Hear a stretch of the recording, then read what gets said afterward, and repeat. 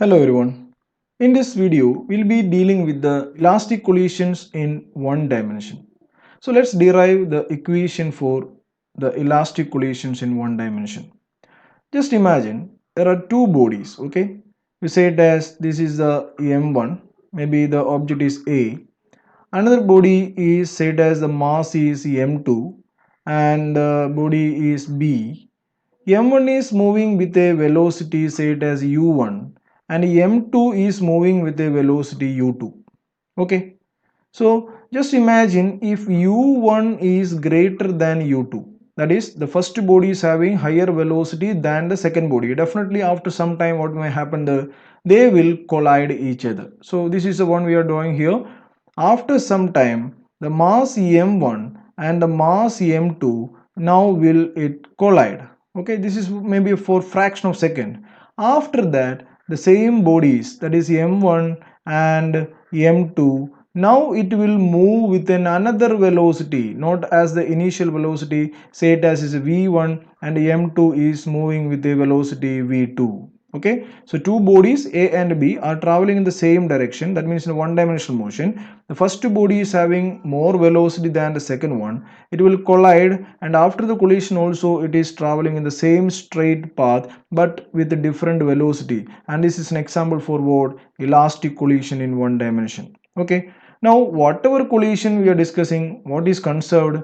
Momentum is conserved. And moreover, in elastic collision, not only momentum, kinetic energy is also conserved. So let's discuss about the conservation of momentum in this case. What is that? Conservation of momentum. So in conservation of momentum, if you are applying, the momentum before collision is equal to momentum after collision. So initial momentum is equal to final momentum. What is the initial momentum in this case? m1 u1 plus m2 u2 should be equal to final momentum. What is the final momentum? m1 v1 plus m2 v2. If you take the m1 term together, so m1 u1 minus m1 v1 is equal to m2 v2 minus m2 u2. Correct? So we can write here m1 into u1 minus v1 is equal to m2 into v2 minus u2. You say it as this is the equation number 1. The next one is that kinetic energy is also conserved, right? So we can write here next one, conservation of kinetic energy. What is that? Conservation of kinetic energy. So what is in the conservation of kinetic energy? That is, initial kinetic energy must be equal to final kinetic energy. There is no energy is lost in elastic collision. So initial kinetic energy and final kinetic energy will be equal. So now what is the initial kinetic energy? We can write here half into m1 u1 square plus half into m2 u2 square is equal to, now what is the final kinetic energy? Half into m1 v1 square plus half into m2 v2 square. Okay, if you see the equation, all sides half is there, so all the half you can cancel. Okay, half can be cancelled from both sides. So remaining one, what do you do here? Bring the m1 term together. So we can write here m1 u1 square minus m1 v1 square is equal to m2 v2 square minus m2 u2 square. That is m1 into u1 square minus v1 square is equal to m2 into v2 square minus u2 square. Say it as equation number 2. Now what you have to do here? Equation number 2 divided by equation number 1.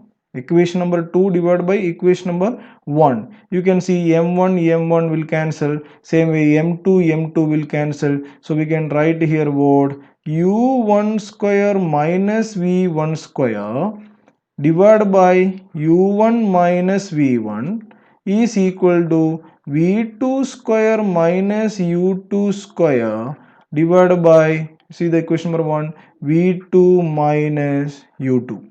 Correct? So in the numerator you can see the a square minus b square. A square minus b square means what? A plus b into a minus b.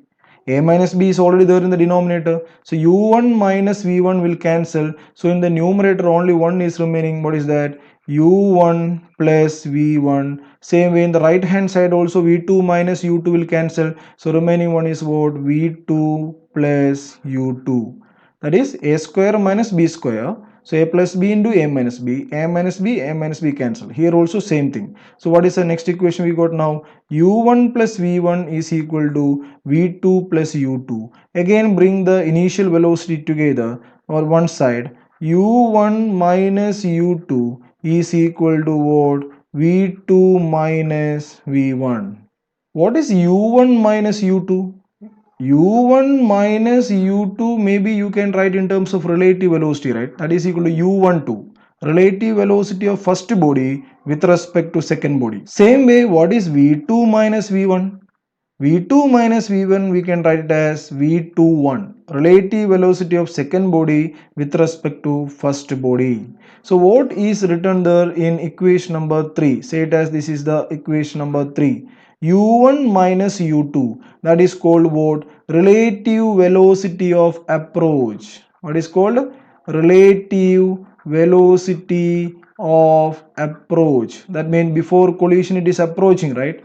Which is equal to, okay, equation number 3, u1 minus u2 is called what? Relative velocity of approach, which is equal to what is v2 minus v1, and that is called what?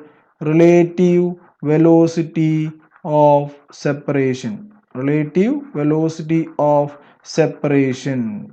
So relative velocity of approach before collision is equal to relative velocity of separation after collision. Then we can say that what? The collision is what? Elastic collision. Elastic collision. Now we have to calculate here what is the v1 and v2. So after collision m1 and m2 is moving with a different velocity, right? Now we have to calculate what is the v1 and v2. So let's find what is meant by v1 and v2 here. Okay, so in order to find the v1 and v2, what is the formula we have written here now? u1 minus u2 is equal to v2 minus v1, right? So from this equation we can write here what is v2.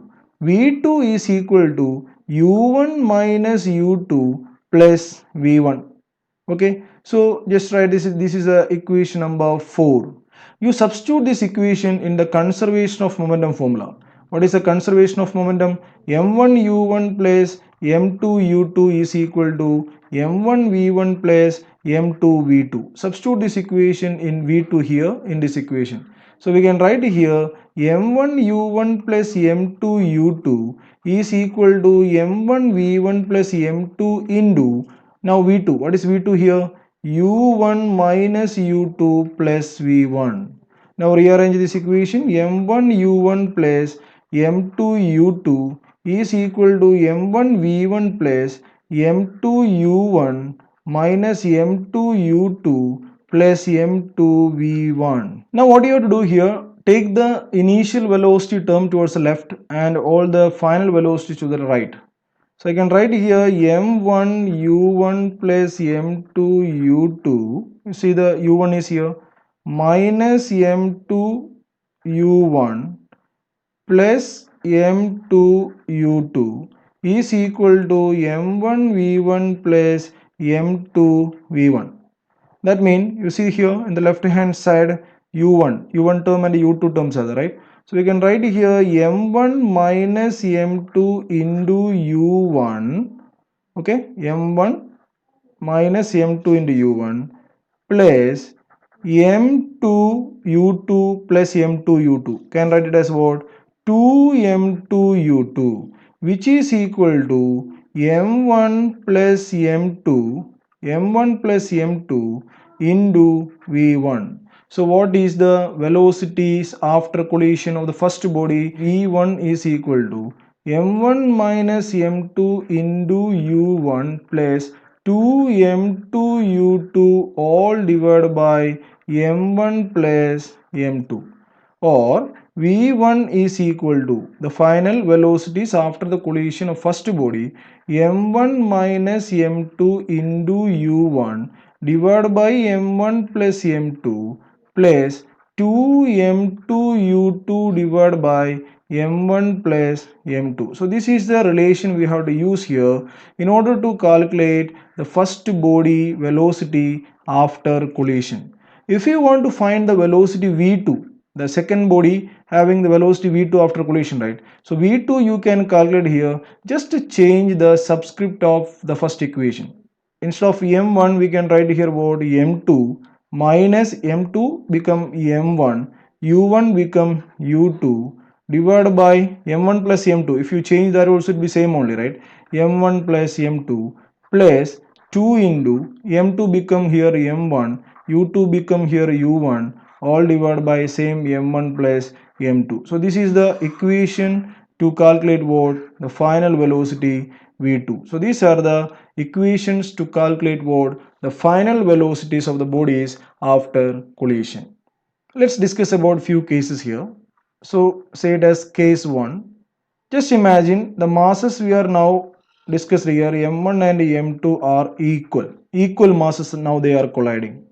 If they are colliding masses are equal, what is the velocities after collision? So say it as v1. Substitute here in the v1, m and m are equal, right? m1 and m2 are equal. So first term becomes 0. Second term you can see 2m divided by 2m is equal to u2. So what we are getting here, v1 is equal to u2. Same way, if you substitute the same condition, m1 and m2 are equal in the v2 equation, what you will be getting? The first term becomes 0, second term 2m divided by 2m into u1, so we will be getting what? u1. So what happened here? When two bodies of equal masses suffer one-dimensional elastic collision, their velocities get exchanged after collision. They are just exchanging their velocities. Now look at the case 2 here. In case 2 also we are discussing masses are equal, m1 and m2 are equal to m. One more point we are discussing here, you just imagine the second body velocity equal to 0. That means m2 is now at rest. Second body is now at rest. In this type of collision, what is the final velocities of the first body after collision? If m1 and m2 are equal, you can see in the v1 equation, first term becomes 0. Second term u2 is 0, right? Because second body is at rest. So second term is also equal to 0. So what will happen? The v1 become 0. That means after collision, first body will come to rest. Now what will happen to the second body? Second body v2.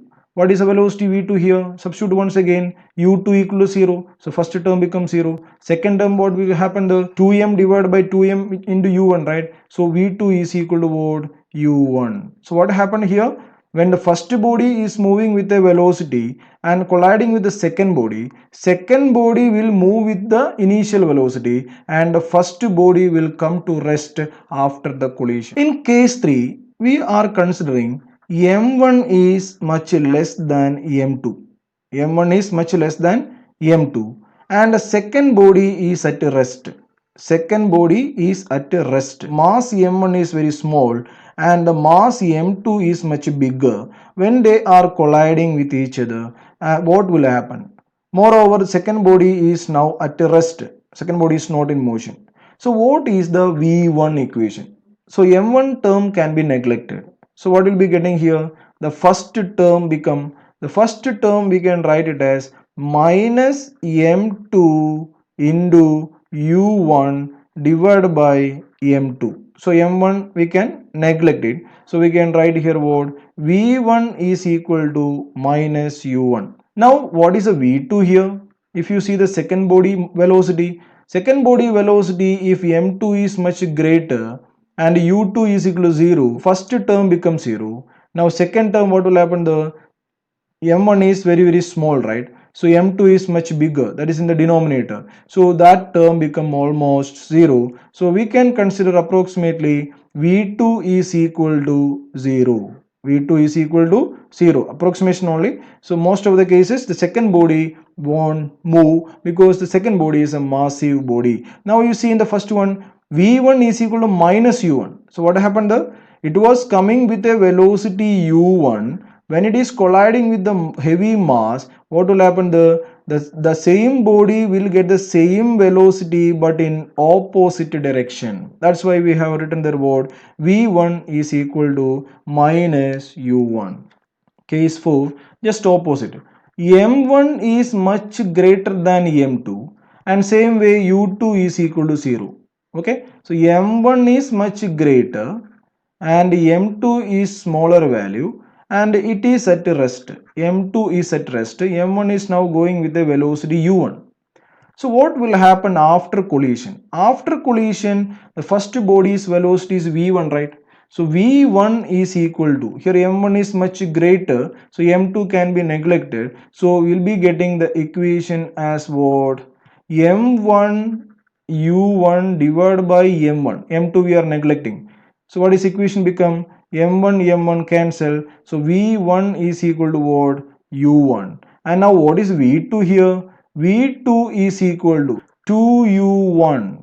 So what happened here after collision? After collision, first body will be getting almost same velocity, but the second body will get the double of the velocity of the first body.